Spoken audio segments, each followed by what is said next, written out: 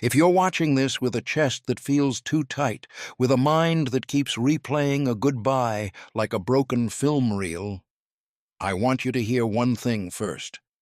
Your pain isn't proof that you're weak. It's proof that your body still thinks you're in danger. I'm Henry. I spent my life designing buildings that were meant to outlast me. Museums, offices, stone and glass monuments to other people's ambition. Now I sit in this leather chair like it's a post I've been assigned, listening to that old clock in the hallway insist that time is moving, whether I'm ready or not.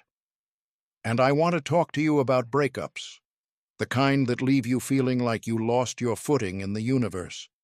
Because what most people don't tell you is this: heartbreak is partly biological. Your brain doesn't experience the end of a bond as a simple change in your calendar. It reads it as a threat to survival. Pair bonding, monogamy, partnership, the whole human bargain of "I'm with you" wasn't invented by poets. It was shaped by time, by the ancient arithmetic of keeping children alive long enough to become adults. So when a relationship ends, the alarm system goes off. The body says, "We invested, we built a plan, we poured time, trust, and future into this." And when that future collapses, some part of you panics, like you've lost supplies in a blizzard. That's why it can feel irrational. You can know, intellectually, that you'll be okay, and still wake up with your stomach clenched.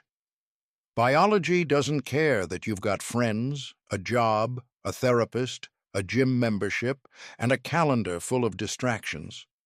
Biology cares that the bond snapped. But that's only the first trap. The second one is more personal, and it's the one I understand too well. You think you're mourning them.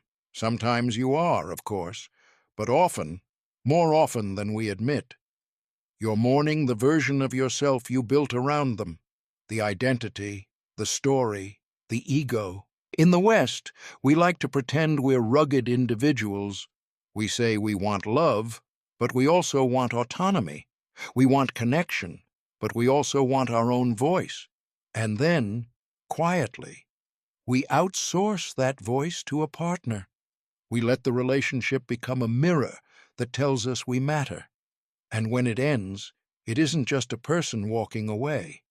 It's your brain whispering, "If I'm not the center of someone's universe, then what am I?"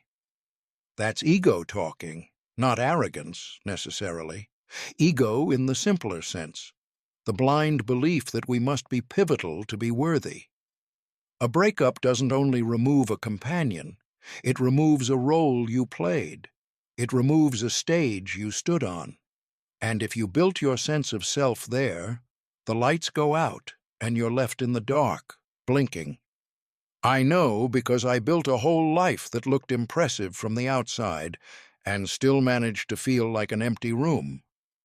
4 years ago, my wife Grace embarked on the long journey. And after all my buildings, all my money, all my important meetings, I learned what real quiet is. Not the peaceful kind, the kind that presses on your ribs. Grace was warmth, not in a sentimental way. She was practical warmth. She'd leave a lamp on in the hallway when I worked late, like she was guiding a ship home. She'd stand by the window and watch the rain come down over our garden, and she'd say, "Henry, you can't design your way out of being human." I used to laugh at that. I thought she was teasing. But there's a particular memory that keeps returning to me, the way certain songs do. It's a Sunday afternoon, gray skies, the kind of New England day where the world looks like it's been sketched in pencil. I came home from the office even though I promised I wouldn't. I still had my coat on, still had the smell of drafting paper and ambition clinging to me. Grace was at the kitchen table with a cup of coffee. She'd made enough for me, too. I never touched it.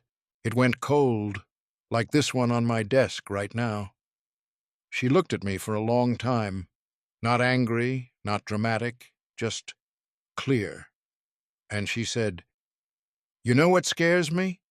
That one day you'll wake up and realize you lived for applause from people who won't be in the room when it gets quiet. I told her I was doing it for us, for security, for the future. She nodded, like she'd heard that argument 1,000 times. Then she said, "Sometimes security is just a prettier word for fear." That sentence hit me like a draft through a cracked window. And what did I do? I did what I had trained myself to do my whole life. I bottled it. I swallowed the discomfort, straightened my shoulders, and went back to the story where I was the responsible man doing the responsible thing. I acted strong, I acted unmoved, I acted like feelings were weather, something you note, then ignore. And here's the thing about bottling pain. It doesn't disappear. It just waits. Modern culture loves a certain kind of strength, the kind that smiles on command, the kind that says, "I'm fine," the kind that moves on fast enough to make other people comfortable. But if you push your grief down, it leaks later. It leaks into the next relationship as suspicion. It leaks into your sleep as dread. It leaks into your laughter as bitterness.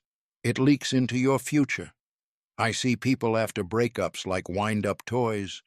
Someone cranked the key, and now they keep slamming into the same wall.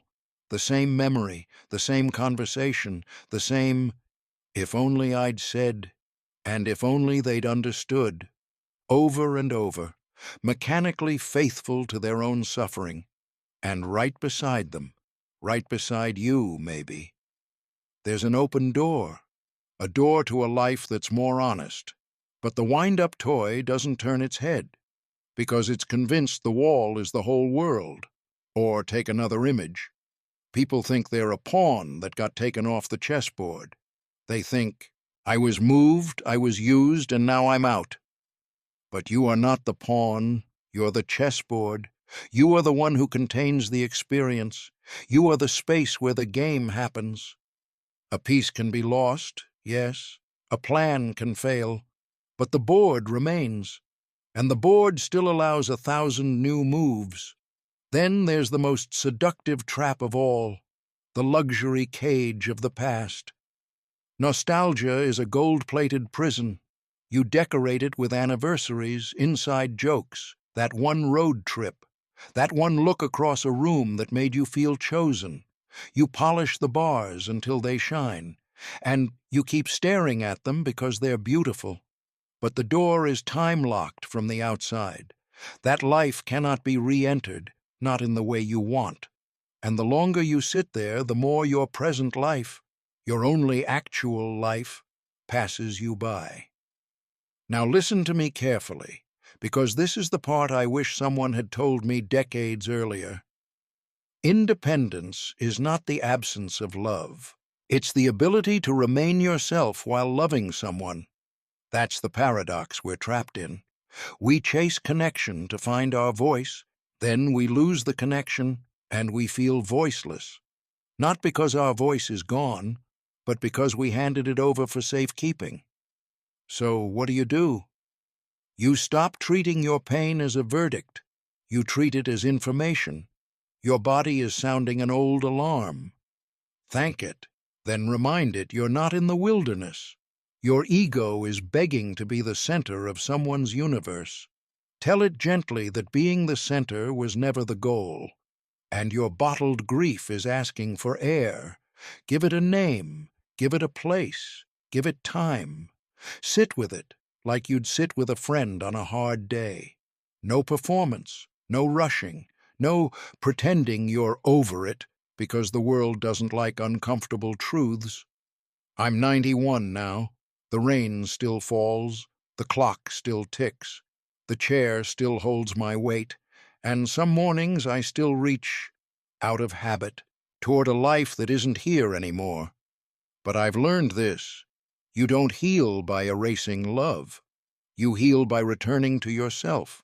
Not the tough version, not the shiny version, the real one.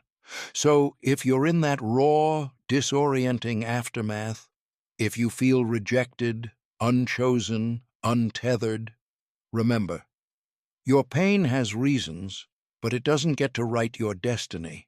Turn your head. Notice the open door. Step through it slowly if you have to, but step through. Take care of yourself.